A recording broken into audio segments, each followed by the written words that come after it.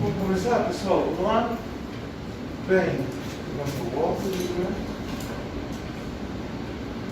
Mais uma vez, boa tarde a todos vocês. Muito obrigado pela presença de todos nessa bela tarde de sexta-feira, não é mesmo? E a aula de hoje, pessoal, é uma das aulas mais importantes dentro do eixo da geografia, né? Dentro dessa disciplina como um todo, independentemente do que você tem por objetivo aqui dentro dessa sala de aula, né? Seja um concurso público, seja uma prova militar, seja um vestibular. A indústria é um tema muito presente, né? E para estudar a indústria é preciso ter muita calma, é preciso ter muita paciência, né? E acima de tudo, ter uma certa capacidade de filtragem, de saber o que aconteceu no século XVIII, o que aconteceu no século XIX, o que aconteceu no século XX, como que está caracterizado o século XXI. Por quê? Porque a indústria cai pra caramba. Então você pode até ter uma noção do conteúdo, mas se você confunde primeira revolução com segunda, está errado. Se você confunde a segunda revolução com a terceira, está errado. Então, como que eu organizei essa aula de hoje, ok? Eu separei essa aula em 3 módulos. O primeiro módulo está no quadro agora. Eu nem terminei de botar a segunda revolução, não, até porque eu queria mais dar uma explicadinha antes de terminar de colocar os próximos tópicos da segunda revolução industrial, onde nesses 3 módulos a gente vai estudar as 3 revoluções industriais, né? Primeira, segunda e terceira. A gente também vai entender as características dessas etapas, né? E a gente também vai entender, mais para o final da aula de hoje, os autores que afirmam que nós vivemos a 4ª Revolução Industrial. E aí a gente vai entender, né, o que nesses autores há de coerência e o que há de incoerência nesse pensamento, que afirma que nós estamos na 4ª Revolução Industrial. E se vocês pararem para pensar, até agora eu só falei disso pelo mundo, correto? Por quê? Porque haverá um módulo final, que seria o 4º módulo, um módulo extra. Eu não sei se vai dar tempo de eu passar ele hoje, talvez fique para uma próxima aula, que é industrialização no Brasil. Quando a gente estuda a indústria do Brasil, a indústria do Brasil é dividida em 4 etapas. O Brasil agroexportador, o Brasil de Getúlio Vargas, o Brasil ali pós-Vargas, né, JK, até mais ou menos ali no meio da década de 80, e aí o Brasil neoliberal da década de 90 para cá. Então, quando a gente estuda no Brasil a indústria, são 4 etapas. Para eu fazer tudo isso junto das 3 revoluções industriais, além de existir muito tempo, também exigiria, né, um desgaste bem grande, porque é muito conteúdo, eu não vou mentir não, tá? Vocês podem perceber que no pouco que eu escrevi no quadro, a gente encontra vários conceitos, como o êxodo rural, como o modo de produção manchesteriano, como o modo de produção fordista e taylorista, como o sistema artesanal de produção, como o sistema fabril de produção. Todos esses conceitos a gente tem que saber para conseguir interpretar esse estudo. Então, para eu chegar aqui e já sair jogando tudo isso nas costas de vocês, primeira Revolução Industrial, segunda Revolução Industrial, terceira Revolução Industrial, as 4 etapas da indústria no Brasil, realmente seria muito desgastante. E além disso, né, pessoal, é fundamental ressaltar que também é bom a gente ter uma análise bem calma para dar uma base sólida de conhecimento para vocês e aí sim poder ir perpetrando dentro do assunto da aula de hoje, tá? É fundamental construir essa base sólida de conhecimento, porque se você não consegue entender o sistema artesanal de produção, você não vai entender o aumento da produtividade que a primeira Revolução Industrial trouxe. Então tudo isso está dentro do contexto da discussão da aula de hoje, tá? Mas fiquem tranquilos, por mais que algumas palavras possam parecer difíceis, por mais que a gente não esteja acostumado a um conceito ou a outro, eu acredito que essa é uma das aulas chaves, uma das aulas fundamentais para a gente interpretar o que é a sociedade que nós vivemos hoje, o que é a sociedade que nós encontramos no ano de 2020, não é verdade? Então, feita essa breve introdução, pessoal, é importante a gente voltar para antes da indústria, não é mesmo? Vamos lá? Século XV, século XVI, século XVII. Nesse período, a indústria era um sonho distante. A humanidade jamais imaginaria, àquela altura, quantos avanços tecnológicos nós teríamos nos últimos 400 anos, vamos dizer assim, não é? Acredito eu, e vocês podem buscar filósofos do século XVI, pensadores do século XVII, e a análise de mundo era muito frágil, porque não conseguiam imaginar o avanço tecnológico que existe hoje. Para vocês terem uma noção, né, isso aí é mais para aula de população, mas serve como exemplo para ilustrar esse debate, né? Thomas Malthus, no século XVII, ele falava que a produção de alimentos não seria suficiente para a quantidade de seres humanos. Thomas Malthus, no século XVII, ele era um alarmista. Ele falava que ou a humanidade controlava o número de nascimentos para que não nascessem tantos seres humanos, ou faltaria comida e as pessoas morreriam de fome em pouco tempo. Malthus jamais pensou a revolução verde que aconteceu, aumentando a produtividade da agricultura, as novas máquinas, os novos fertilizantes, as novas sementes controladas geneticamente. Todo esse tipo de tecnologia que a gente tem hoje ao nosso alcance, para Malthus não passava de um sonho distante. Então é sempre importante, pessoal, que vocês tenham isso na cabeça de vocês, tá? O avanço tecnológico que a gente tem hoje, se hoje você tem o seu celular, se hoje a gente está numa sala de aula com ar-condicionado, se hoje a gente tem luz elétrica para acender essa lâmpada, é porque lá atrás houveram mudanças no modo de produzir. Porque o ser humano percebeu a necessidade de aumentar a sua produtividade. Mas vamos entender um pouquinho disso melhor, ok? Antes do século XVIII, antes da primeira Revolução Industrial, nós tínhamos um modo de produção artesanal. O que significa isso? O modo de produção artesanal é aquele modo que você produz com as suas próprias mãos. Você utiliza das ferramentas. Ah, eu quero ser um sapateiro. Beleza, você vai ser um sapateiro, você vai fazer o sapato todo. A sola do sapato, o cadarço, toda a estrutura. O artesão, ele era o responsável por todo o processo produtivo. Ah, eu quero fazer uma camisa. Beleza, você vai lá, você vai pegar o tecido, você vai costurar esse tecido, você que vai pintar esse tecido. O artesão, ele era 100% o dono do modo de produção. Então, se você quisesse uma roupa, você não ia na loja comprar, você ia no artesão encomendar a sua roupa. Se você queria um calçado novo, você não ia lá na de Santinha enchinchar uma promoção do seu sapato. Não, você ia no artesão. E no artesão, ele ia lá, ele ia medir o seu pé, ia ver quanto que você calça. Ah, pô, fulano calça 43. Vou ter que preparar aqui uma sola mais larga, que o meu padrão é 40. Enfim, o fato é que até o século XVIII, ok? Principalmente ali até o final do século XVII, era o sistema artesanal de produção que era dominante. Até porque, convenhamos, não haviam grandes tecnologias para tal. Então você tinha o quê? Organizações de artesãos. Então, ó, eu sou um sapateiro e, poxa, tem muitos outros sapateiros aqui nesse meu país. Se a gente não se organizar, a nossa competição pode ser prejudicial para a gente. Como assim? Ela vende um sapato a 10, ele a 8, ele a 6, ele a 4.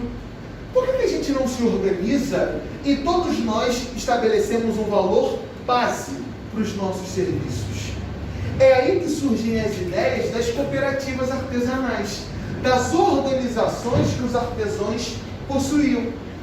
Então, não tinha como você fazer aquela ideia, né? Ah, não, fulano de tal vai fazer esse mesmo sapato pela metade do preço. Isso era muito raro de acontecer, porque havia essa organização artesanal. Os artesãos, eles tinham esse certo diálogo para conseguir manter o seu modo de produção em pleno funcionamento. Até porque, convenhamos, o tempo que você perde discutindo preço naquela época era o tempo de você produzir uma mercadoria. Pensa, sem máquina, só você, sua mão e algumas ferramentas. Quantos sapatos por dia será que dá para fazer? Então vamos supor que por dia, cada um de nós, a gente consiga produzir 5 pares de sapatos. Então, todos os dias, cada um de nós, boa tarde, tudo bem? Estamos na aula de indústria, ok? Ainda no pré-primeira revolução industrial, vocês chegaram na hora certa. O fato é que cada um de nós, então, consegue produzir 5 pares de calçados por dia. Nós não temos grandes maquinários. O que nós temos? Nossas mãos e ferramentas. E é importante dizer que nessa época, pessoal, muitas vezes o conhecimento, ele era o quê? Aspas, familiar. O seu pai era sapateiro, então provavelmente você também seria. Ah, minha mãe era uma grande costureira. Aí ela teve uma filha, o que ela virou também? Costureira. Então havia muito desse hábito do conhecimento que passa de pai para filho, de mãe para filha, e assim sucessivamente. Então até o século XVII era assim que funcionava o modo de produção. A produtividade ainda era muito lenta, mas havia uma organização social dentro desse período. E é aí que na virada do século, ok? Aí a gente chega na Inglaterra, no século XVIII, no surgimento das primeiras indústrias. E isso vai mudar. Isso vai mudar totalmente a ideia de sistema artesanal de produção. A primeira coisa que você tem que entender é que a indústria, ela substitui a ferramenta pela máquina. Então agora, eu não quero mais saber do seu trabalho artesanal. Não me interessa saber que todo dia você faz 5 pares de calçados com suas mãos e suas ferramentas e o conhecimento que sua família lhe deu. Isso agora para mim é irrelevante. Por quê? Porque a indústria muda isso. A indústria, a gente pode definir a indústria como o enterro do modo de produção artesanal. A substituição do artesanato para o modo de produção fabril. Então, antes, por dia, cada um de vocês fazia 5 pares de sapatos. Agora, eu tenho uma fábrica que sozinha, por dia, produz 500. Será que é possível os artesãos competirem com uma fábrica deste tamanho? Pouco provável. Então, o que vai acontecendo? O que vai acontecendo é o seguinte. Vamos pensar. Abrir uma indústria barato? Abrir uma fábrica hoje? Se vocês quisessem sair daqui agora do super concurso, nós estamos em 2020. Se vocês quisessem sair agora do super concurso e abrir uma fábrica, seria uma missão tranquila? Difícil, né? Você teria que ter dinheiro para comprar terra, para comprar mão de obra, para comprar maquinário, para comprar insumo, para pagar fontes de energia. Se hoje abrir uma indústria é difícil, imagine no século XVIII. No século XVIII também era uma missão daquelas, não é? Só que se você parar para pensar, a gente está falando da Inglaterra. A Inglaterra foi conhecida como a oficina do mundo nesse período. Por quê? Vamos pensar? A Inglaterra é um dos países mais ricos do mundo até hoje, correto? A Inglaterra até hoje tem a maior reserva de ouro do mundo. Mas se você olhar, a Inglaterra não é um país muito grande. Será que o planeta Terra decidiu botar todo o ouro na Inglaterra de propósito? Não. O que aconteceu para a Inglaterra ter um acúmulo de riquezas tão grande? Um processo de 300 anos de colonização. Os Estados Unidos eram colônia da Inglaterra. O Canadá também era uma colônia da Inglaterra. A Ásia teve vários países colonizados pela Inglaterra. E a África, adivinha? Também. E a Oceania? Adivinha quem colonizou a Oceania? Também os ingleses. A Inglaterra tinha uma concentração de riqueza muito grande. Principalmente por quê? Porque durante os séculos 16 e 17 houve a expansão do comércio internacional. Os ingleses, que tinham provavelmente uma das marinhas mais fortes do mundo naquela época, se não a mais forte, né? Se a gente pensar ali no século XV, quem broncava era Portugal e Espanha. Mas ali pelo século XVII, os ingleses já tinham disparado. O fato é que essa burguesia, ela estava, com muito dinheiro. Muito dinheiro. E aí começou-se a investir em quê? Em novos produtos, em maquinários, cujo objetivo fosse aumentar a produtividade. Mas era uma pequena parcela de pessoas que tinha a condição de ter a sua própria indústria. E aí eu repito, por dia, antes do sistema artesanal, cada um de vocês produzia sozinho 5 pares de calçados. Eram vocês que definiam o preço do trabalho de vocês, eram vocês que definiam o valor da mão de obra de vocês, eram vocês que produziam tudo. Agora, com a minha fábrica, eu consigo acabar com o modo de organização de vocês. Mas vocês são seres humanos. Vocês não são seres desprezíveis. Eu, enquanto dono da minha indústria, preciso de um mercado consumidor. E se vocês artesãos estão desempregados, vocês não têm dinheiro. Se vocês não têm dinheiro, vocês não consomem as minhas mercadorias. Então, para mim, não é interessante que vocês fiquem totalmente detonados, vamos dizer assim. Então, o que acontece? O modo de produção artesanal que está morto, os artesãos deixam de trabalhar na sua antiga organização e passam a trabalhar na indústria. Então, antes, você que era dono do seu próprio trabalho, que antes controlava todo o processo produtivo, agora você é um assalariado. Agora você trabalha por um salário. Então, antes, você vendia os seus 5 pares de calçados, cada um por um valor de R$100. Antes, por dia, você ganhava, vamos supor, R$500. Só que agora, meu amigo, isso acabou. Agora existe uma indústria que consegue produzir o mesmo produto em uma maior quantidade e por um valor maior. Então agora, por semana, o que eu vou pagar para vocês será apenas R$80. Ah, mas antes eu ganhava 500. Mas antes era antes. Agora é agora.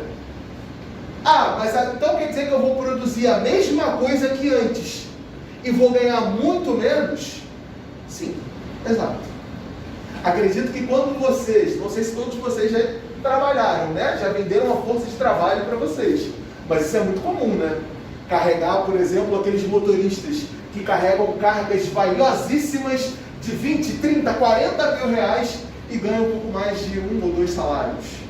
Ou aquele cara que está lá no carro forte, de fuzil, todo armado, todo escaldado, com medo de tomar um tiro, carregando milhões para um banco para ganhar o quê? Vamos supor que sejam 10 salários mínimos. Não é nem 1% do que ele está levando naquele carro todos os dias. Então, exemplos não faltam. E o que aconteceu aqui, é muito próximo disso. Os artesãos que antes tinham uma estrutura toda organizada, agora deixavam de ser o centro da produção para se tornarem assalariados. E aí o que aconteceu? Um aumento da produtividade. A burguesia, a elite rica, percebeu o seguinte: quanto mais máquinas eu tenho, mais produtos eu consigo trazer. E quanto mais produtos eu tenho, maior é o meu lucro. Quanto mais máquinas eu tenho na produção, maior o meu lucro. E se há um objetivo no sistema capitalista de produção, sem dúvida alguma esse objetivo é o lucro. Então a burguesia começou a fazer o quê? Quanto mais máquina, mais lucro. Mais máquina, mais lucro. Mais máquina, mais lucro. E é nesse contexto que a gente vai começar a estudar agora cada uma das revoluções industriais. Eu vou explicar agora só a primeira, ok? E aí depois eu termino de escrever a segunda revolução e explico ela para vocês, tá bom? Se vocês observarem aí as imagens que eu mandei para vocês, elas têm legendas em cima, tá vendo? 1.0, 1.1, 1.2, 1.3. Em cima das imagens que eu mandei para vocês aqui no grupo da turma, vocês podem reparar, ó, que a gente encontra todas essas imagens, pode segurar, com legendas. O que significa isso, pessoal? A primeira imagem, o que vocês conseguem perceber na imagem que está escrito 1.0? Diz para mim, o que vocês conseguem perceber nessa imagem? Vamos lá? Qual é a imagem? Aqui está escrito 1.0 em cima, Revolução Industrial, que mostra uma fábrica na Inglaterra no século XVIII. O que vocês conseguem perceber nessa imagem? Consegue ver? Perfeito. Vocês conseguem ver o quê? Vários seres humanos dentro de uma fábrica. O que vocês veem aí dentro? Vamos lá? O que vocês encontram? Vários seres humanos amontoados no mesmo espaço. Vocês estão vendo luvas nas mãos deles? Capacetes? Instrumentos de proteção ao trabalho? Não. Mas todas essas pessoas estão mexendo com maquinário pesado. Correto? Alguém aí está vendo capacete? Alguém aí está vendo máscara para respirar melhor naquele ambiente? Ou até uma luva para proteger os dedos? Não. Então, essa era a primeira revolução industrial. O que significa isso, pessoal? É um momento em que surge a mecanização. Com a mecanização, você começa a ter o quê? Aqueles maquinários que são capazes de intensificar a sua produção. Só que pensa, era um maquinário muito antigo, era um maquinário muito rudimentar, eram as primeiras máquinas inventadas pelos seres humanos. Elas não eram automatizadas como hoje. Hoje, você vê robô que faz tudo praticamente. É quase os Jacksons, aquele desenho antigo, faz tudo. Hoje a gente tem nanotecnologia. É tecnologia que você só vê no microscópio. Nessa época a tecnologia não era de ponta. Então dependia da mão de obra humana. Ah, eu tenho uma máquina boa. Essa máquina consegue fazer um monte de coisa. Mas eu preciso de um doidão para estar ali mexendo com essa máquina. Sem o ser humano para mexer na máquina, a máquina não vai funcionar sozinha. Então, na primeira revolução industrial, você tem o quê? Uma oferta de trabalho muito grande.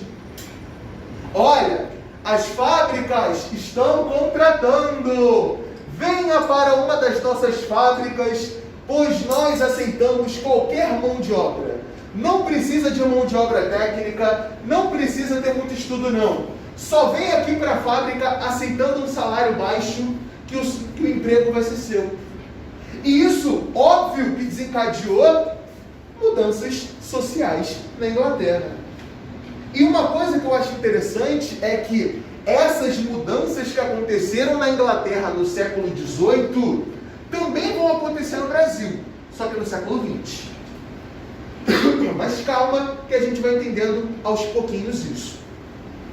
O fato é que esse processo trouxe o quê?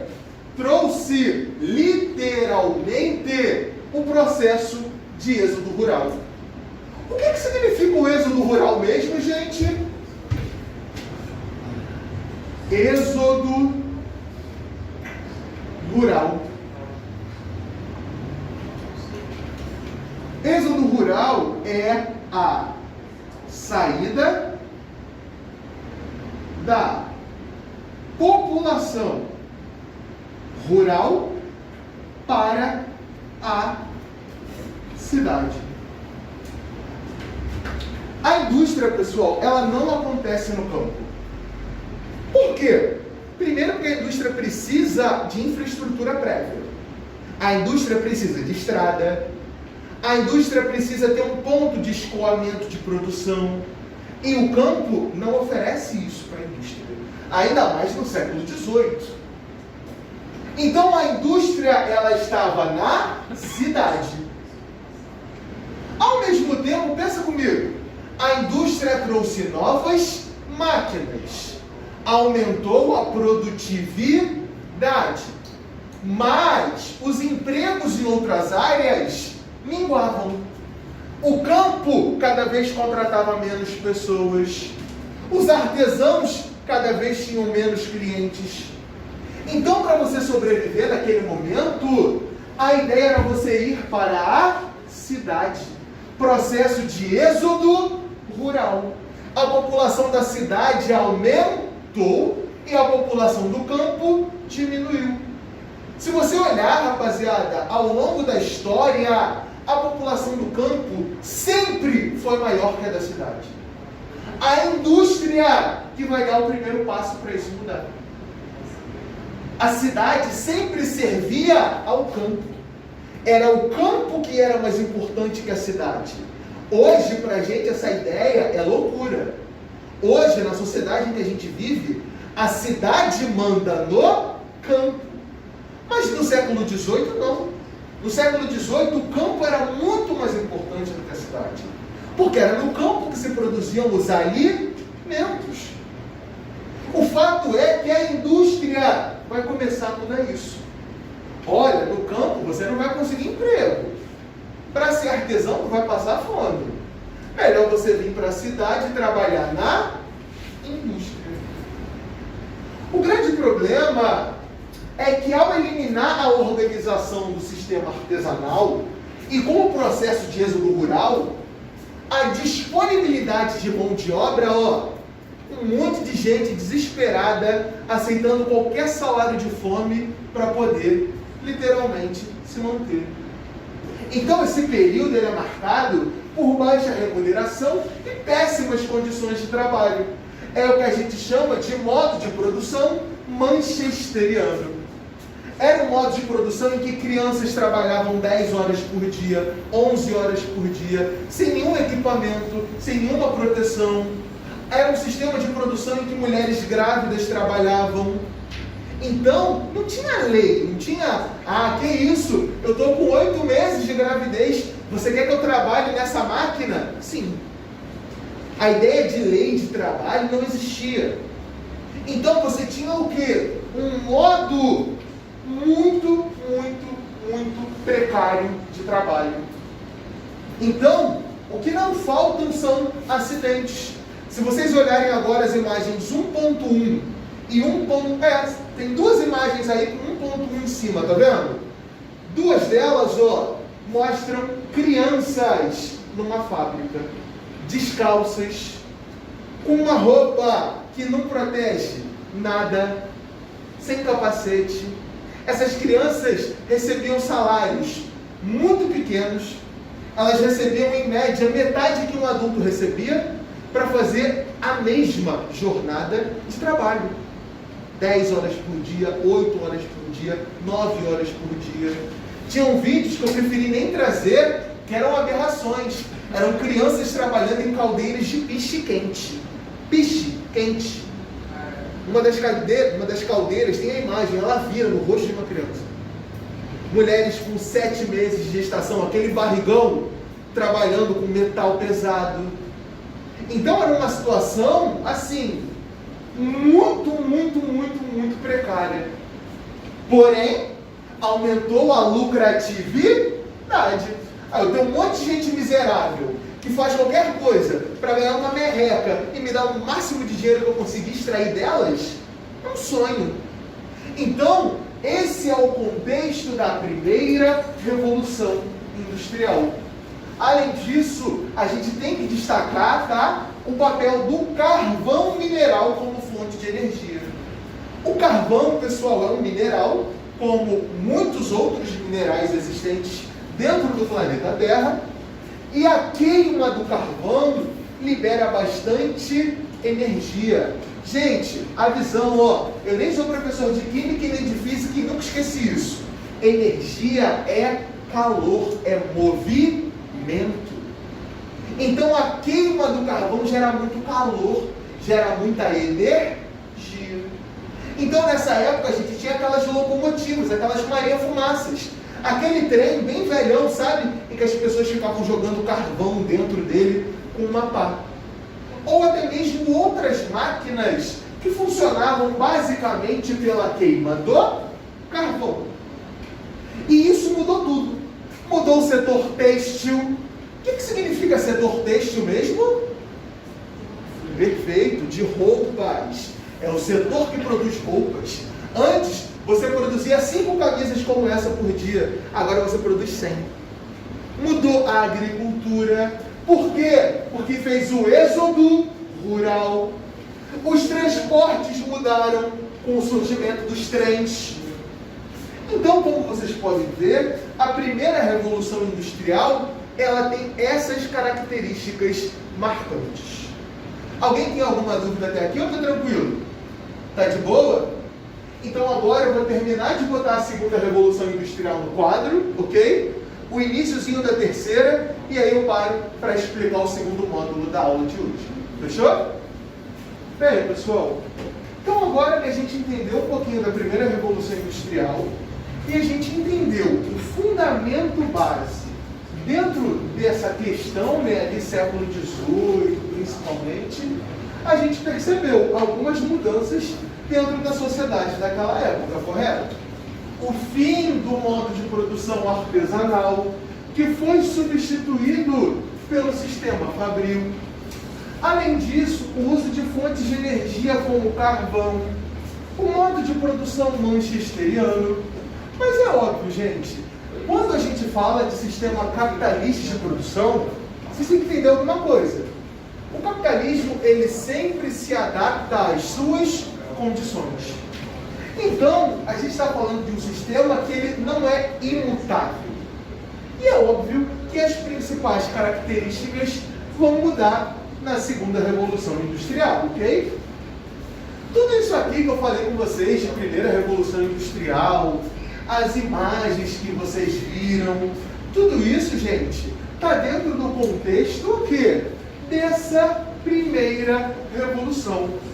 Mas quando a gente fala de primeira revolução industrial, vocês têm que entender primeiro que, nesse momento, gente, nós estamos falando de pequenas empresas e, no máximo, médias empresas.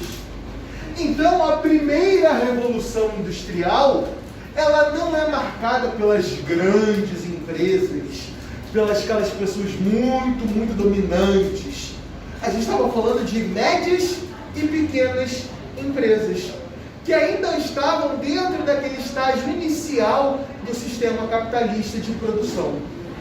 Conforme o tempo passou, a realidade também mudou. O que significa isso, pessoal? Vamos lá?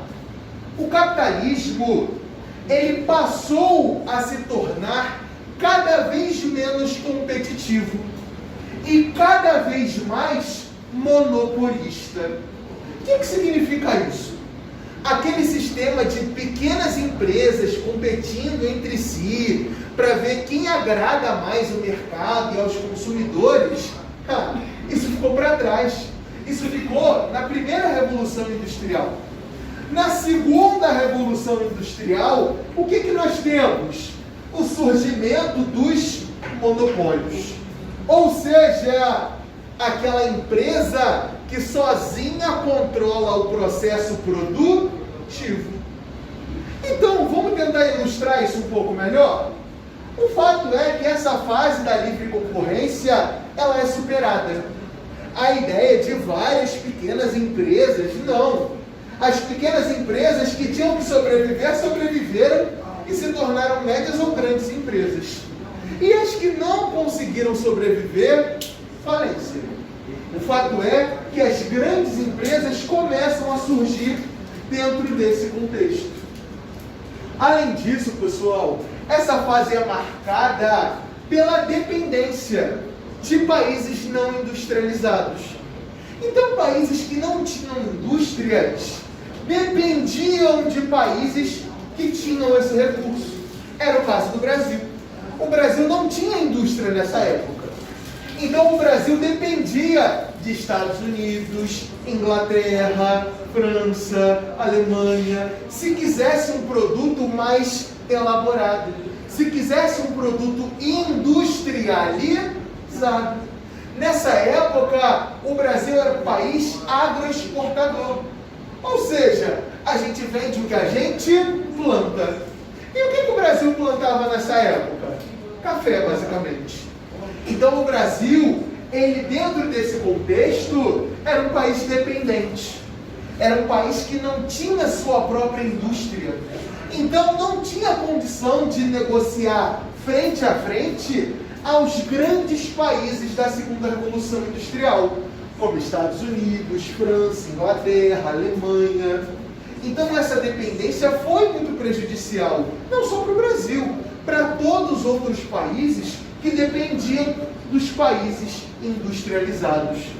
Então, esse é um momento que, repito, a produtividade se intensificava, os lucros ficavam cada vez mais concentrados e a dependência era também uma realidade dentro desse cenário. Além disso, outra dica, a mudança na fonte de energia, tá vendo? Se a primeira revolução industrial ela é movimentada pelo carvão, a segunda revolução industrial ela é movimentada principalmente pelo petróleo e pela eletricidade. Duas fontes de energia que até hoje são muito importantes para os seres humanos, não é verdade? A luz elétrica, que faz essa lâmpada se iluminar perante nossas cabeças, e o petróleo, né? Que hoje é o grande combustível em disputa no mundo todo. Hoje a gente tem guerras por petróleo no mundo. O que é o conflito na Síria? Petróleo. O que foi a guerra no Iraque em 2003? Petróleo. Então as grandes discussões no mundo hoje giram em torno do petróleo. A queima do petróleo segue o mesmo raciocínio da queima do carvão. Quando esse material entra em combustão, libera muito calor, libera muita energia. Então a ideia do carvão era ruim. Por quê? Primeiro que carregar carvão é uma saca. Para você pensar, o petróleo é um pouco mais fácil de ser transportado se você tiver infraestrutura para tal. Além disso, a queima do carvão também era muito poluente. E acima de tudo, não é todo país que tinha acesso a carvão mineral, como a Inglaterra tinha no século XVIII. Já o petróleo, dentro do século XIX, dentro desse contexto, era um combustível que era encontrado em muitas regiões no globo, como o próprio Estados Unidos, que vai encontrar muito petróleo dentro de seu território, e outras nações do mundo. O fato é que, olha só, algo que aconteceu no século XIX tem interferência política até hoje no mundo. Até hoje nós dependemos do petróleo, essa é a grande verdade. Principalmente por causa dos métodos de produção. E é aqui, que se eu fosse você, dava vida. Porque cai pra caramba, cara. Fordismo e taylorismo cai muito e é chato, as pessoas confundem. Confunde taylorismo com toyotismo, confunde toyotismo com fordismo, confunde tudo. Então você não pode se dar ao luxo de trocar o significado desses conceitos, ok? Primeira coisa a você entender é o Fordismo, tá? Fordismo, o nome, ele já é conhecido aos nossos ouvidos. Vem de Henry Ford, o inventor da indústria Ford, que é uma indústria automobilística. A indústria de automóveis de Henry Ford, ela ficou conhecida por uma das imagens que eu mandei para vocês. Olha aí no grupo de WhatsApp, ó. Olha só a imagem 1.2, tá vendo? 1.2. É a única imagem que tem 1.2, tá vendo? Sabe o que é isso aí, ó? É uma linha de montagem. Então, como que funcionava, ó? Cada um de vocês vai fazer a mesma atividade todos os dias da vida de vocês. A gente está numa fábrica de automóvel. Então você vai fazer o pneu, você vai parafusar esse pneu, ela vai fazer o freio, ele vai fazer o motor, ele vai fazer o volante, ele vai fazer o chassi, ela vai fazer a suspensão e eles dois a transmissão. E vocês vão fazer isso todos os dias, em todos os automóveis, todos os dias da vida de vocês. Era um sistema de montagem. Então você ficava parado no mesmo lugar e vinha uma esteira passando aonde você fazia a mesma função. Ah, qual é a sua função? É parafusar o volante. Então o volante vai passar nessa esteira, você vai botar o parafuso, vai girar. Vai botar o parafuso, vai girar. Vai botar o parafuso, vai girar. E assim eram as linhas de montagem. Todos os seres humanos ficavam parados, em fileira, aonde a mercadoria passava e você colocava lá o seu parafuso, você apertava alguma coisa, você mexia, enfim, você participava do processo produtivo. Comparem, o artesão, 200 anos antes, controlava tudo. O artesão que escolhia a cor do sapato, o tecido que ia fazer, ele que escolhia tudo. Agora, o artesão ele tem poder de controle de quê? De nada. Ele é apenas mais uma pessoa na linha de montagem.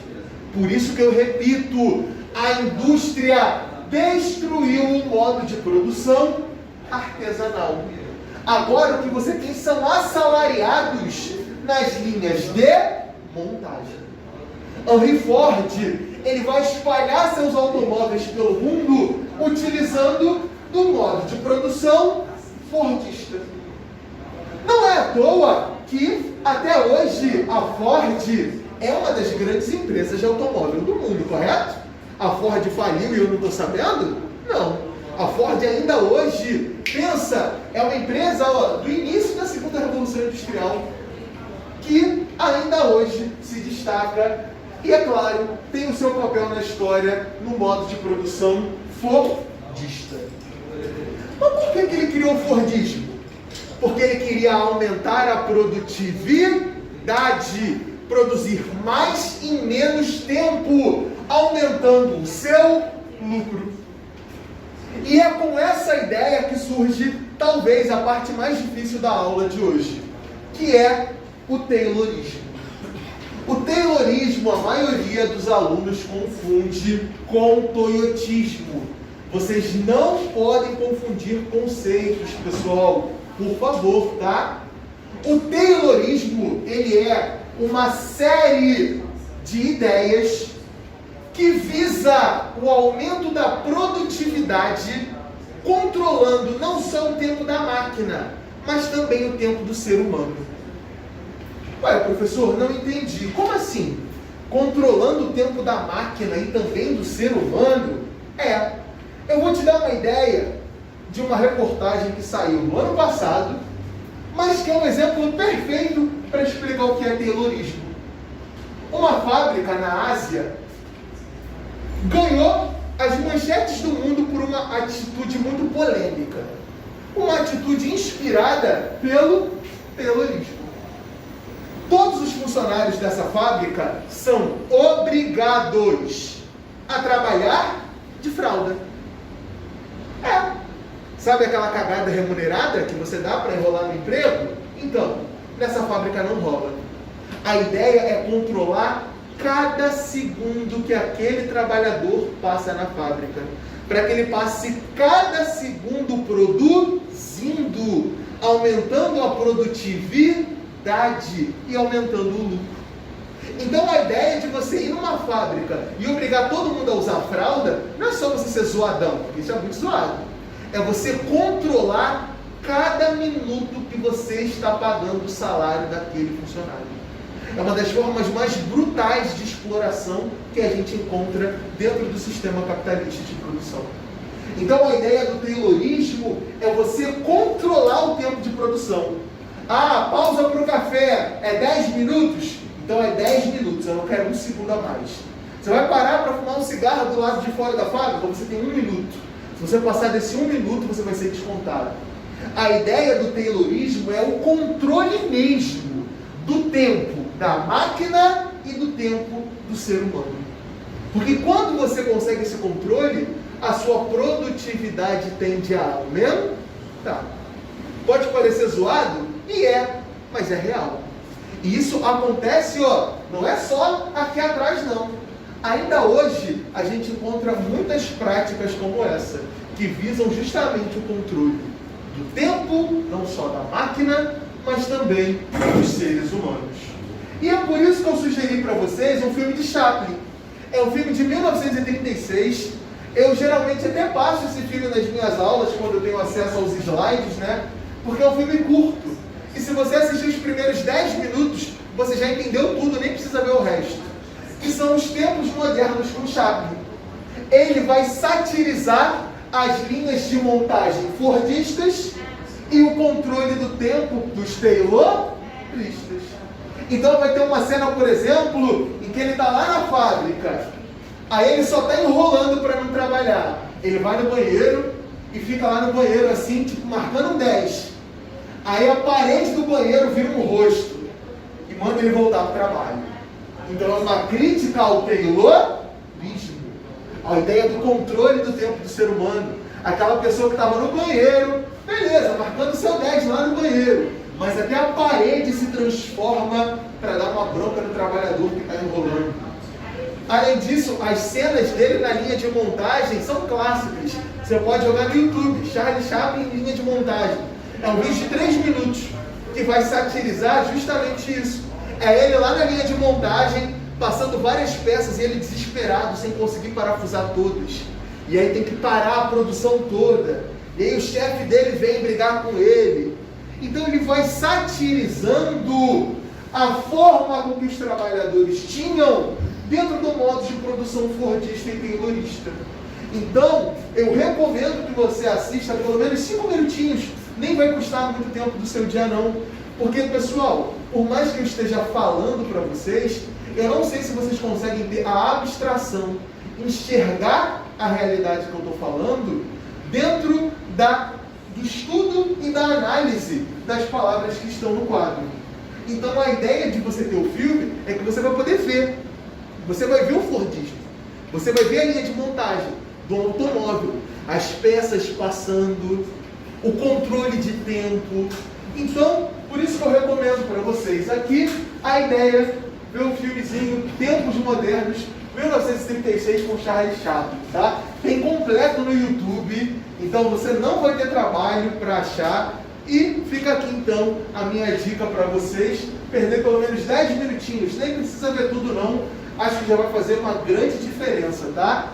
Principalmente, repito, para a galera de vestibular e de prova militar, tá? Porque a indústria cai, rapaziada, e não cai pouco não. Outra coisa é, você tem que entender o seguinte, a partir do momento em que a competitividade diminuiu e o monopólio se estabeleceu, algumas coisas mudaram, algumas práticas surgiram. E hoje eu trouxe para vocês 3 práticas que as grandes empresas fazem e que são até mesmo contra a lei em vários países. Em países como Estados Unidos, a ideia dos trusts e dos holdings são muito polêmicas. Na União Europeia, você formar um cartel é praticamente você formar uma máfia. E no Brasil, algumas dessas práticas também não são permitidas, ainda que aconteçam, não é verdade? Então, o que você tem que entender agora? O que são cartéis, trusts e holdings? 3 práticas das grandes empresas que são muito polêmicas dentro do sistema capitalista. primeiro deles é o cartel. O cartel é o mais famoso. E eu acho que todos vocês já viram um cartel na vida de vocês. O cartel é uma união secreta de empresas do mesmo ramo que vão combinar o mesmo preço para controlar aquele mercado e impedir uma concorrência. Então suponha, meu bem, que você fez o refrigerante, o melhor refrigerante do mundo. Você fez o refrigerante mais bravo de todos. Em um ano, sabe quem vai bater na sua porta para comprar a sua receita? A Ambev. A Ambev representa uma união de, literalmente, tudo que envolve bebida no Brasil. Cervejas, refrigerantes, ou até a própria Coca-Cola. A Coca-Cola, mais do que a Ambev até. A Coca-Cola, ela literalmente tem práticas muito predatórias. Então surge uma pequena empresa, ela vai lá e o quê? Ou ela faz um acordo ou ela compra. Não faltam outros exemplos de cartéis, pessoal. A gente pode falar, por exemplo, as empresas de telefonia. Quem aqui nunca quis ver, vou ver um plano aqui de internet para o meu celular? Aí eu olhava a primeira empresa, olhava a segunda, olhava a terceira, olhava a quarta. No Brasil só tem 4 empresas de telefonia praticamente. Aí você compara, não tem grande diferença de uma para outra. Você olha, na moral, já tive ódio dessa empresa, a outra empresa também tem um ranço. Essa daqui o meu vizinho falou que é uma porcaria, que já usou e não gostou. E aí quando você vê, você tem o quê? Um cartel. 4 empresas que controlam toda a telefonia móvel do Brasil e tenta você trazer uma empresa de fora para competir com elas. O que vai acontecer? Então você tem um cartel. Essas empresas têm um acordo, beleza, eu vou oferecer um pouquinho mais de internet, vocês oferecem um pouquinho mais de internet residencial, a outra lá oferece umas outras vantagens, mas no fim das contas o serviço é praticamente o mesmo. Então a gente tem um cartel. As empresas de telefonia móvel mostram bem, que são práticas de cartel. Outro exemplo são os trusts. Os trusts, eles são também muito polêmicos, E eu gosto de dar como exemplo a fusão da Perdigão com a Sadia. A Perdigão e a Sadia eram 2 empresas concorrentes que durante muitos anos foram concorrentes no Brasil. Você tinha a propaganda da Sadia e da Perdigão, Sadia ou Perdigão. E hoje, os donos das 2 empresas formaram um trust. Agora, não existe mais a concorrência Perdigão e Sadia. Os sócios formaram uma única empresa. Então, o que antes era competitivo, a competitividade, uma empresa vai oferecer mais vantagens para o consumidor e assim o consumidor vai se dar bem, show de bola, vou ter que oferecer. Nada disso. Para que eu vou competir com ele se eu posso ser aliado com ele e explorar todos esses otários que são o meu mercado consumidor? Então, o trusts é uma medida que acaba com a concorrência. E por isso que muitos países capitalistas de primeiro mundo são contrários a isso. Então quer dizer que se um cidadão meu quiser hoje abrir um aviário, ele vai ter que bater de frente com uma fusão da Perdigão e da Sadia? Isso é de brincadeira. Mas é a nossa realidade. É um trust. Proprietários de empresas concorrentes fizeram a fusão do Dragon Ball e, literalmente, formaram uma única empresa. E o terceiro exemplo são os holdings. O holding também acontece bastante, Ainda que não seja tão comentado quanto os 2 primeiros, O holding é quando um empresário, no lugar de abrir a sua própria fábrica, ele prefere investir em comprar ação de uma empresa que seja, por exemplo, do mesmo ramo.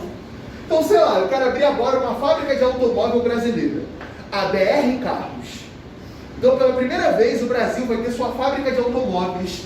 Por ser um automóvel brasileiro, ele vai ter menos impostos, então eu vou poder vender bem mais barato. Isso também geraria emprego para a população brasileira, ter um automóvel nacional.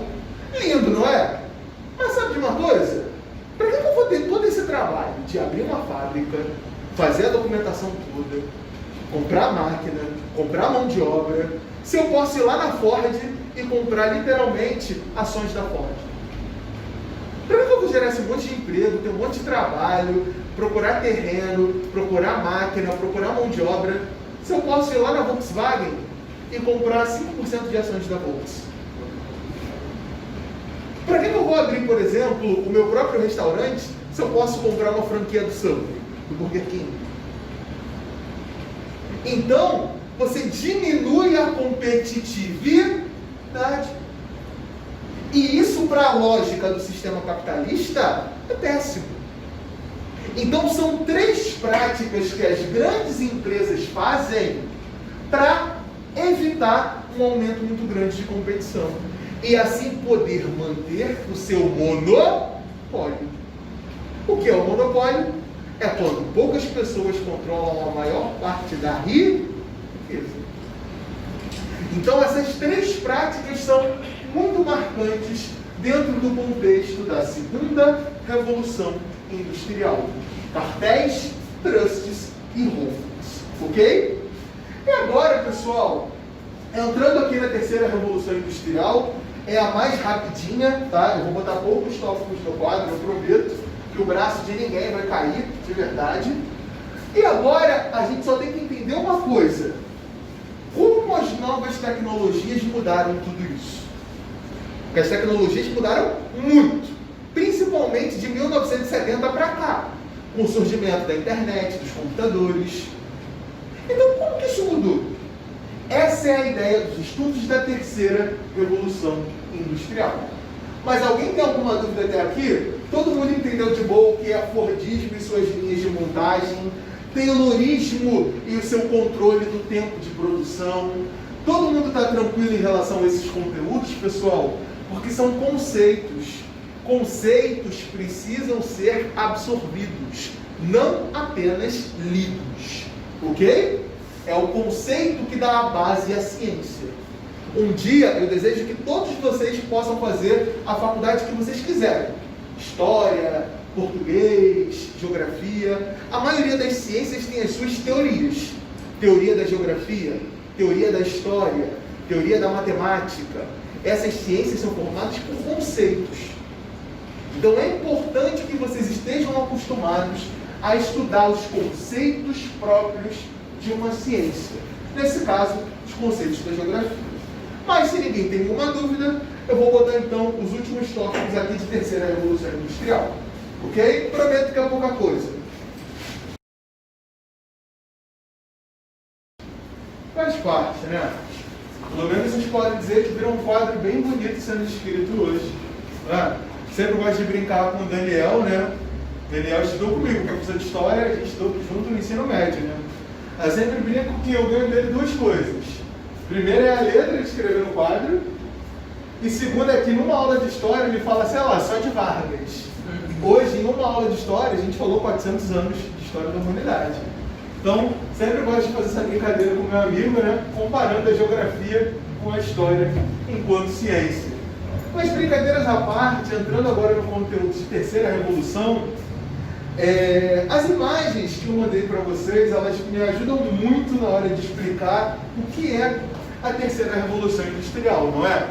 A gente já passou pela primeira, entendemos a base que a indústria teve com o modo de produção manchesteriano, a exploração abusiva e as baixas remunerações que aconteceram, não é?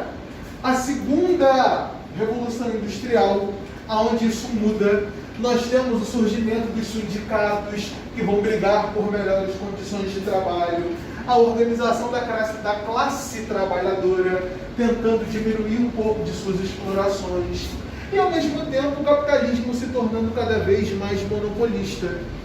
E quando a gente estuda a terceira revolução industrial, que também é chamada de revolução técnico-científica, a gente entende o papel das novas tecnologias, né?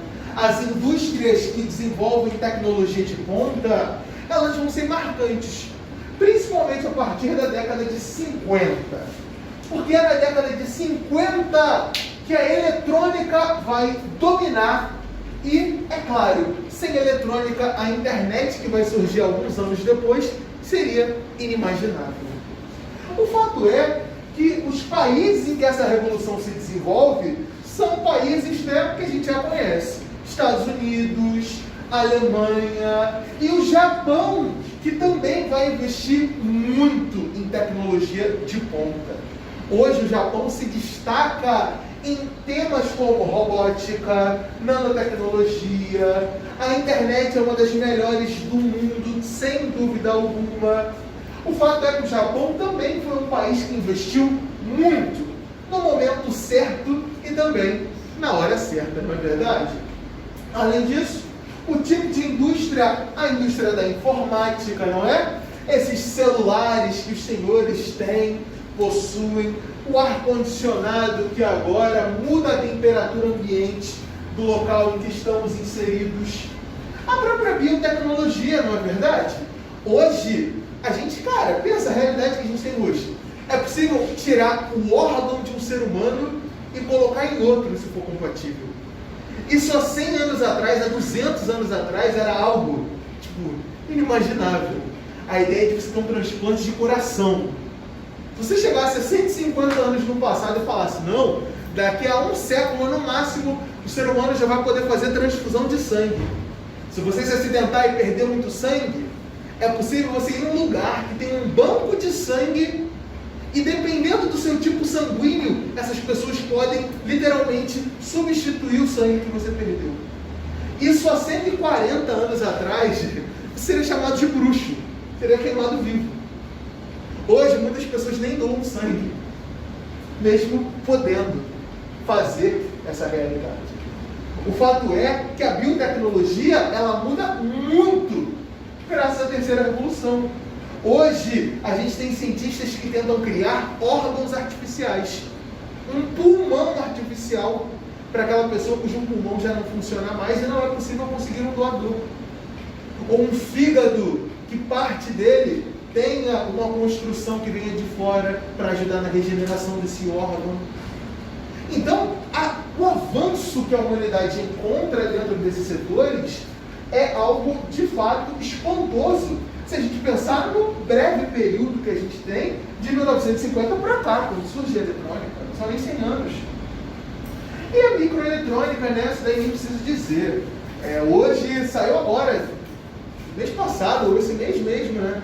A primeira empresa privada a ter seu próprio foguete orbitando o planeta Terra. Algo que, sei lá, na década de 60 era disputa de Estados Unidos e União Soviética, hoje já tem empresas privadas mandando foguete para fora do planeta. Então os avanços tecnológicos são de fato indiscutíveis. E uma coisa que eu acho interessante de debater, né, e que eu vou pedir para vocês agora para comparar, é olhar a imagem 1.3. Está vendo essa imagem aqui? Ó? Essa imagem foi tirada de um filme. Já viram esse filme? A Fantástica Fábrica de Chocolate? Sim. A Fantástica Fábrica de Chocolate é uma aula de revolução industrial. Eu adoro trabalhar esse filme com os meus alunos no ensino fundamental, porque é um filme divertido e ensina tudo de indústria. Vamos voltar? Vamos relembrar um pouquinho do filme, para quem já viu? Vamos lá? Esse filme, ele é localizado, né, numa área da Inglaterra, mais ou menos ali entre o final da segunda revolução e o início da terceira revolução industrial. Mas o que é a cidade do filme? A cidade no início, para quem lembra bem do filme, a cidade não era nada. Até que se construiu uma fábrica e a partir do momento em que a fábrica existe, ela começa a atrair trabalhadores que começam a morar cada vez mais próximos da fábrica. E assim vão crescendo a cidade. É um crescimento urbano. Então a população que saiu de suas áreas, quais forem, se saíssem do campo, seria um êxodo rural. E foram morar próximos das fábricas. Correto? Mas, beleza, você foi vendo o filme, ele levou um carro, ele é cara bem legal, ele levou um carro, e beleza. Aí ele vai mostrando o passar do filme, né? Aí ele vai mostrando a questão da concorrência. Willy Wonka, que tinha vários concorrentes de outras fábricas de chocolate, que queriam saber quais eram os produtos dele. E aí ele ficava bolado com essa concorrência, até que um belo dia, o que ele fez? Mandou todos os funcionários embora. Inclusive o avô do Charlie, que era o personagem principal, e o pai dele também. Mas ele fica sem nenhum trabalhador na produção? Não. Ele troca pelos Umpa-Lumpas. Os Umpa-Lumpas que no segundo filme mudam, né? Eles cantam, eles falam. No primeiro filme, os Umpa-Lumpas... Segundo filme? Sim, esse segundo filme com Willy Wonka é uma remasterização do primeiro filme da década de 70. Mas já saiu? Sim, esse filme com Willy Wonka, com Johnny Depp. Esse filme com Johnny não, Depp é verdade, com Johnny Depp. é o segundo. E tem o primeiro com Gene Simons, que é da década de 70. Nesse filme, os Umpa-Lumpas, eles só falam Umpa-Lumpa. Eles ficam Umpa-Lumpa, Dupa-Dido, Umpa. Eles só falam isso. Mas o que são os Umpa-Lumpas? Vamos parar para pensar? Os Umpa-Lumpas são anões que ele acha numa floresta, em outro continente, numa aldeia. Eles são totalmente ferrados, moram em altos de árvores para fugir de predadores que estão no chão. E o melhor, eles trabalham sem precisar de dinheiro, de salário. Eles trabalham por cacau. Literalmente a fonte que produz o chocolate. Sim, eles idolatram o cacau. Então pensa, ele substituiu uma mão de obra por uma mão de obra barata e de um outro lugar. O que ele fez? Ele terceirizou a produção. Vou te dar um exemplo diferente agora. Corre do filme, a gente vai voltar para o filme. Mas agora a gente vai sair um pouquinho do filme para fazer um outro exemplo, ok? Você agora é um acionista da Volkswagen e você quer produzir um automóvel.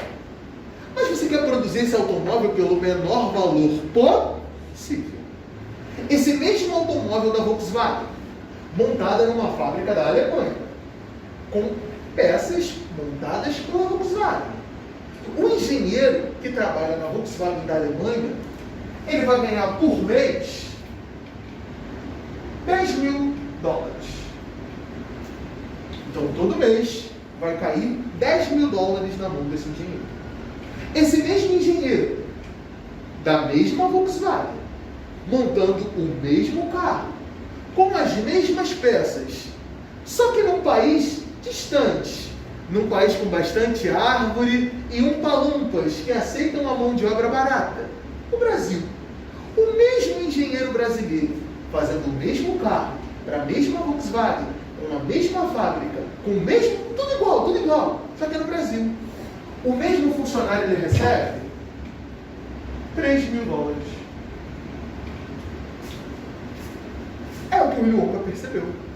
Por que eu não contratar esse monte de gente que mora aqui perto, que enche meu saco, rouba minha fórmula? Pô, se eu posso contratar um doidão lá daquela floresta, lá na América, lá na África, sei lá, que bosta é aquela, e botar ele para trabalhar aqui. É a terceirização da mão de obra. Algo muito característico da terceira revolução. O que eu quero é pagar o mais barato possível. Se vocês, latinos, aceitam receber metade que um europeu, sejam bem-vindos à minha fábrica. Isso é uma realidade, eu não estou mentindo. O valor da nossa mão de obra, o valor da nossa força de trabalho é muito menor, mesmo que a gente produza a mesma mercadoria. Mas vamos voltar para o filme? Vamos lá? Vamos voltar para o filme. O pai do Charlie. O pai do Charlie era o menino principal. E no início do filme, eles estavam desesperados porque o pai do Charlie tinha ficado desempregado. Ele trabalhava numa fábrica de pasta de dente, que é justamente essa imagem que eu mostrei para vocês. Qual era a função do pai do Charlie? Ele trabalhava numa linha de montagem. O que ele fazia? Ele colocava a tampinha nos tubos de pasta de dente. Ficava uma esteira grandona, passando os tubos de pasta de dente. E o que ele tinha que fazer? Colocar a tampinha. Passava o tubo, coloca a tampinha. Passava o tubo, coloca a tampinha. Passava o tubo, coloca a tampinha. Até que ele é substituído por uma máquina, que é essa maquininha vermelha aqui. Máquina fica doente? Não. repare. Tuxi, bom argumento. Máquina precisa de férias? Máquina recebe 13º salário? Máquina engravida? Máquina precisa de licença paternidade? Não. Máquina reclama se trabalhar feriado? Não. O trabalho dele é substituído pela máquina. Vamos fazer um exercício agora? Compara. A primeira imagem aqui, ó. Compara essa imagem da 1.3 da Revolução Industrial com a imagem do 1.0. Ok? Compara essa imagem aqui do 1.3 para a imagem do 1.0, que está lá no grupo de WhatsApp da turma. Ó. Do 1.3 para o 1.0. Tá vendo? Vocês podem comparar se vocês quiserem. Podem segurar, olhar. Sabe qual é a maior diferença dessas duas imagens? Olha a quantidade de seres humanos que tem na imagem 1.0 e olha a quantidade de seres humanos que tem na última imagem, na 1.3, que mostra uma fábrica de automóveis. As duas são fábricas de automóveis. As duas. A primeira imagem, a 1.0, eles estão montando os automóveis aqui, ó, todos. E na segunda imagem, na 1.3, quantos seres humanos vocês estão vendo?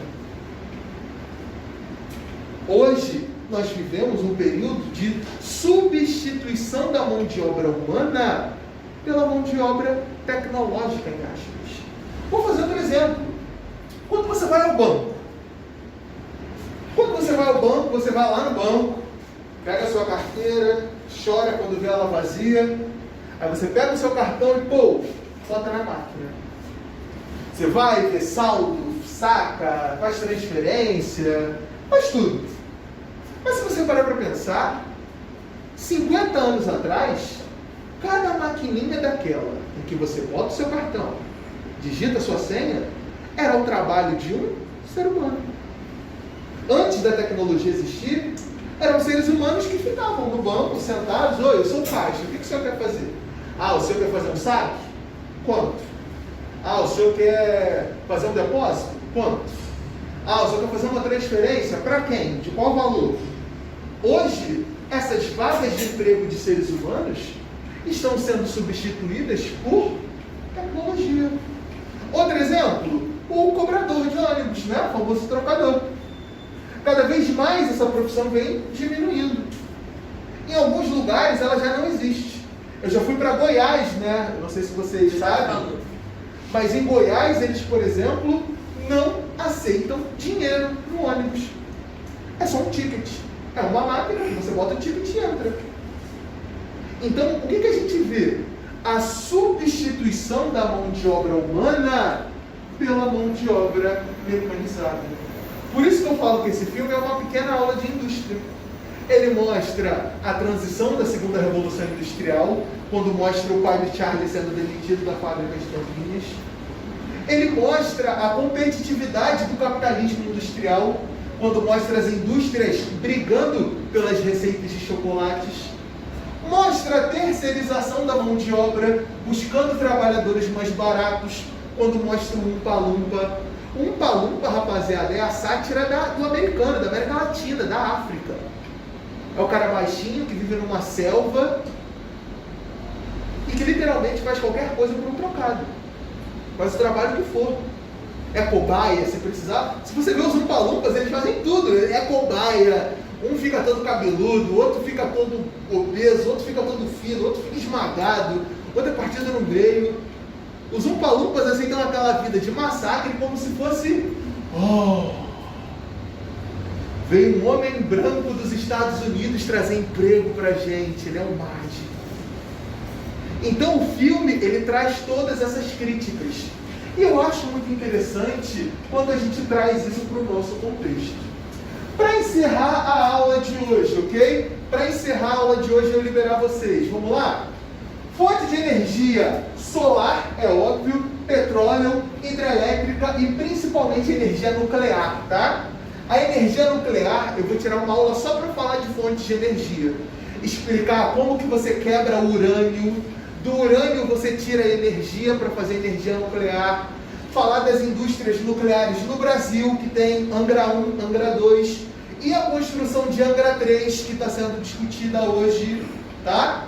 Mas eu nem vou entrar muito nesse mérito não. O fato é que essas são as principais fontes de energia dessa revolução industrial, principalmente nuclear, petróleo e hidrelétricas, tá? Quando falamos de Brasil, então, o Brasil depende das hidrelétricas para tudo. E o mais importante, finalmente, modo de produção, pessoal, é o toyotismo. É o último conceito, é provavelmente o conceito que as pessoas mais erram, por isso que eu sempre deixo por último, que é para falar só dele no final da aula mesmo, tá? O toyotismo, pessoal, também é conhecido como pós-fordismo. Por quê? Vamos voltar ao fordismo? Não quero fordismo. As linhas de montagem. Vai lá, um monte de mercadoria, tu vai montando, vai montando, vai montando. Monta para deixar em estoque. Ah, vamos fazer automóvel? Como é que era o automóvel na época do fordismo? Você fazia 1000 veículos iguais. Mesma cor, mesmo volante, mesmo chassi, mesmo pneu, mesmo freio, mesmo motor, o mesmo carro, nem a cor mudava. Mesmo carro, só mudando a placa, você faz 10.000 por dia. Ah, mas e se não comprar? Dane-se, deixa em estoque que depois vende. Produz. Por quê? Porque é uma lógica consumista. Quanto mais você consome, mais bravo você é. Qual é o problema dessa lógica? O que fez os fordistas tomarem aquele tapa no rosto que dói? Aquele soco no estômago que te tira o ar? A crise de 29. A crise de 29 é um soco no rosto dos fordistas. O que aconteceu na crise de 29? Vamos voltar? Os Estados Unidos estavam com a economia aquecida. Os Estados Unidos estavam com muito dinheiro por causa da Primeira Guerra Mundial. Os Estados Unidos, durante a Primeira Guerra Mundial, o que ele fez? Ele vendeu armas para os dois lados. E quando eles vendem essas armas, a economia vai ficar lá em cima. Então o que acontecia? Produzo muito, compro muito. Produzo, compro. Produzo, compro. Produzo, compro. Produzo, compro. Então era um sistema que sempre estava o quê? Intenso. Eu vou fazer muita mercadoria, eu vou vender muita mercadoria. Eu vou fazer muita mercadoria, eu vou vender muita mercadoria. Quando a crise chegou, produzi muito, não vendi. Estou continuando a produzir, não vendi de novo. Estou continuando a produzir, não vendi de novo. Meu Deus, eu não estou vendendo. Calma, para. Vou parar a produção agora. Gente, eu não estou vendendo. Eu tenho que cortar gasto. Como que eu vou cortar gasto? Demissão. Vou demitir 2 fileiras de trabalhadores. E agora esses outros trabalhadores vão produzir menos, já que eu tenho muita mercadoria em estoque. Só para não ficar parado. Mas essas pessoas que foram demitidas, elas vão ter condição de consumir? Não. Eu vou vender mais? Não. A crise vai piorar. E vai piorar. Sabe como que a crise se resolve? Com uma intervenção do governo. O governo dos Estados Unidos chega, chega. E investe muito dinheiro nas indústrias, falando, recontrata esses caras, que a gente vai segurar as pontas. Mas por que eu estou falando isso? Porque o toyotismo viu que o fordismo é uma ideia meio idiota. Esses caras estão produzindo sem vender? Irmão, eu não vou cometer esse risco não. Então o que os toyotistas fazem? Consumo por encomenda. Hoje você pode fazer o seu carro como você quiser. Eu quero a porta laranja, eu quero os pneus com aro 12 e cromados. Eu quero escolher a cor do vidro fumê do meu carro. Ou para comprar geladeira, se você quiser. Você pode ir no site da Brastemp e ver a geladeira que você quer. Montar ela da forma como você quer. Eu quero que ela descongele sozinha. Quero que ela bote gelo também automático, só apertando o botão. O fato é que hoje o consumo ele é por encomenda. Você não vai mais ficar produzindo um montão de coisa para deixar encalhado e ver quando vende. Essa ideia fordista, ela foi superada. O toyotista, ele fala o quê? Eu vou produzir sob medida. Você quer um carro? Como você quer esse carro? Então aqui está o seu carro. Acabou. Eu não vou fazer 10 carros iguais, porque eu não sei se vai ter outras pessoas para comprar. Ah, você quer uma geladeira? Como você quer essa geladeira? É essa? Então leva. Mas eu não vou fazer várias iguais a essa porque eu não sei se vou comprar. Então o pós-fordismo, também chamado de toyotismo, é a superação do fordismo. Mas essa superação só foi possível graças à crise. A crise mostrou a falha que o sistema fordista de produção possuía. Enfim, o que a gente viu na aula de hoje então, pessoal? A gente entendeu a indústria no mundo. Passamos pela primeira revolução industrial, passamos pela segunda revolução industrial e também pela terceira, vendo muitos conceitos como toyotismo, fordismo, taylorismo, manchesteriano, que são os modos de produção. Entendemos as mudanças das fontes de energia, que começaram no carvão e hoje nós já temos energia nuclear. Enfim, na próxima aula, indústria do Brasil, tá? As 4 etapas da indústria no Brasil. O Brasil agroexportador do café. As primeiras indústrias do Brasil fomentadas por Getúlio Vargas. O desenvolvimento industrial no período Juscelino Kubitschek. O período industrial na década de 80, a pior década econômica do Brasil. E também o Brasil pós-1990, o desmonte das indústrias do Brasil. Eu agradeço a presença de vocês. Sei que foi uma aula cansativa, mas foi uma aula produtiva. Muito obrigado e até semana que vem, pessoal. Liberados, estamos juntos.